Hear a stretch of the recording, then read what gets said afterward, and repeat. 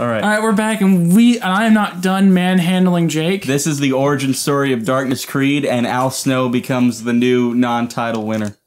Non-title? There's no title. This is a non-title match. He's the new non-title winner. Well, I have no champions in this match. Oh, well, yeah, obviously. He's the non-title winner. Right.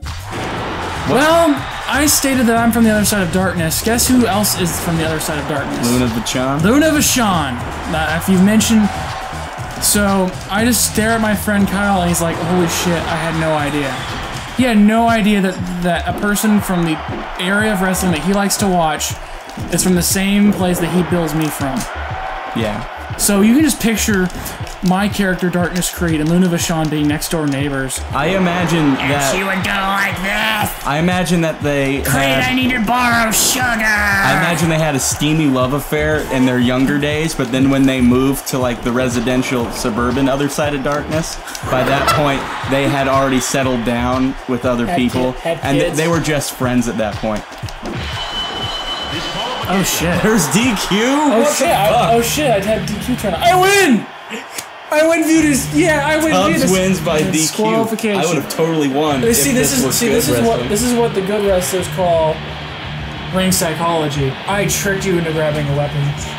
You tricked me into grabbing weapon. That is accurate. You know what else is accurate? What? Holy shit, there's DQs on. You didn't know that. You just fucking... No, I really forgot. Exactly. I'm saying you unpsychologied yourself because you fucking forgot that you didn't. You would have done that to me and I would have won at some point if I hadn't done it first. Alright, you want to do another one-on-one?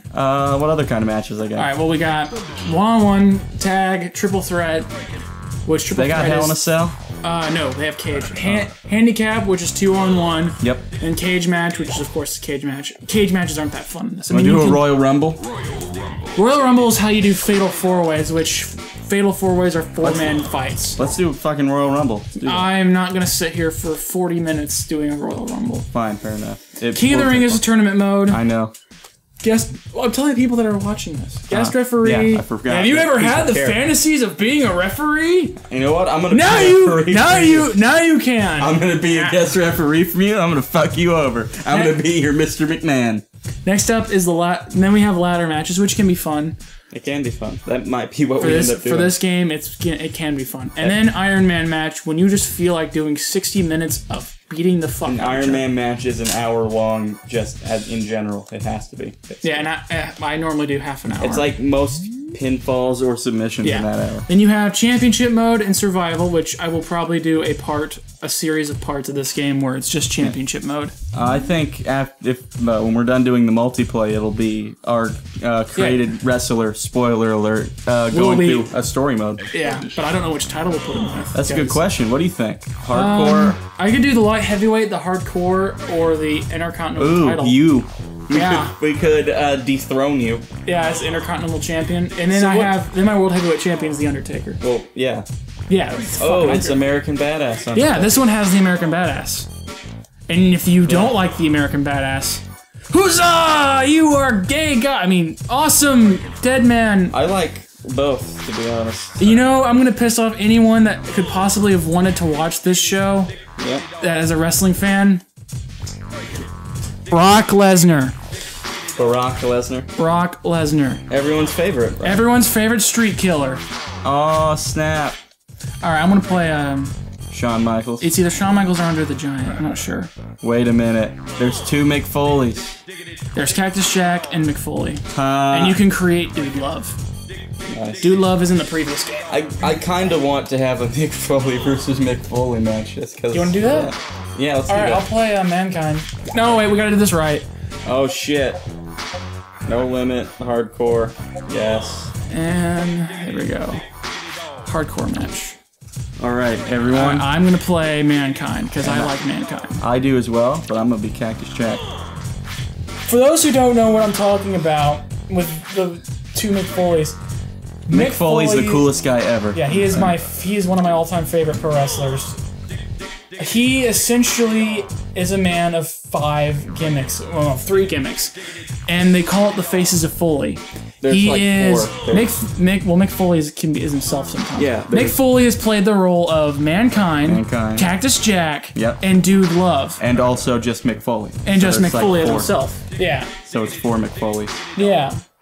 It's awesome, by the way. It is it's very hilarious because they actually made a segment in the show where all three of them, Mick They're Foley, talking- Cactus Jack, and Mankind, were sitting in a chair together talking to each other. Yeah, one chair talking to each other. Which was hilarious. No, it wasn't because one chair, but they're all sitting together they're all sitting in chairs. Yeah, it was They it was had great. It was hilarious. Yeah, I thought it was awesome because the idea of one guy talking to himself. He wasn't talking to himself, Tubbs. Didn't you see? They were all in different chairs. That means they're not the same person. Duh. All that But means... it's like delving into a man's psychotic mind. It was hilarious. It means that there's 4 Mick Foleys. He has... Well, it wasn't Mick Foley sitting there. Yeah, it was. It was obviously. no, there was only 3 guys. It was Mankind, Cactus Jack, and Dude Love. And Yeah, but he was somewhere else. Mick Foley was on vacation. Yeah. So now we're gonna beat the holy hell out of each other with weapons. Ah. Ah, and the dinger! Of course And the dinger! Of course you get the weapon before me. Duh! I'm a douchebag. Yeah. You douche. Bag. You bag of douches. Alright, and you get weapons by going up to the crowd and grabbing them. Rather than going from under the ring, you grab them That's from the weird. crowd. It is weird. Like, you think this would be like an ECW game. ECW. ECW. Man, I wish there was a good ECW game. Explain to everyone what ECW is. ECW is like, take everything that antisocial 90s angst was and put it in a wrestling show. It had everything that you could possibly want. It had good wrestling, it had hardcore wrestling. Let me give you some context. Usually in, the WWE, these kind of matches where all the weapons are here, they're rare.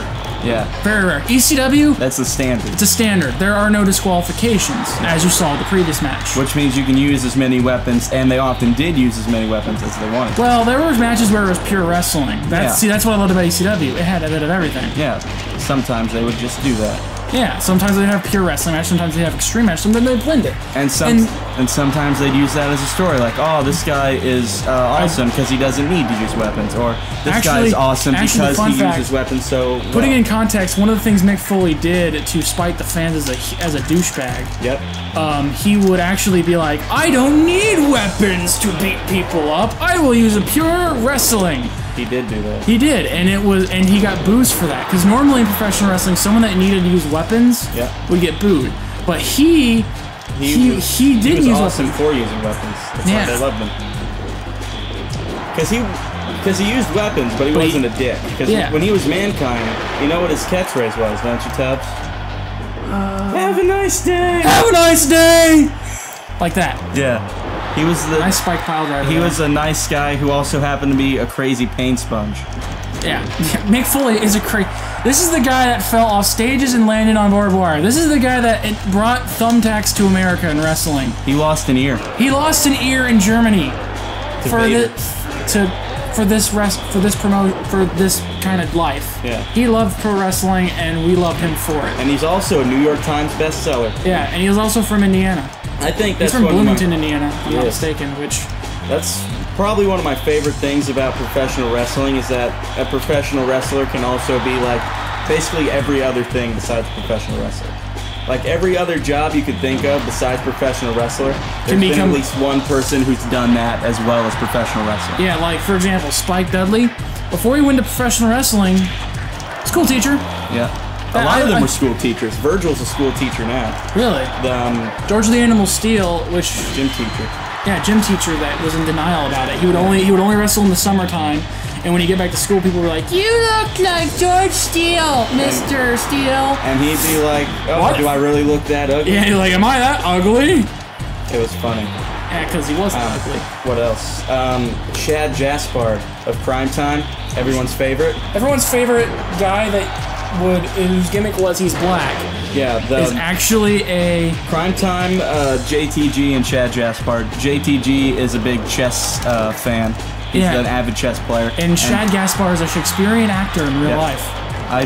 He did like this little interview thing where he's talking about like he did. All right, you ready to get socked down your throat? Here comes Mr. Mr. Sacco. Oh, he's sucking your throat, and he's like shoving. What's the difference between Mr. Sacco and the mandible claw? It's the same move. sock. Yeah, sock. Basically, he has a sock down his pants and he pulls it out and Yeah. shoves his thumb. And next time on Gamers here, I'll tell the sad Jaspar thing. Yeah, we'll describe Shed Yaspar. And then after that, we'll probably make a character.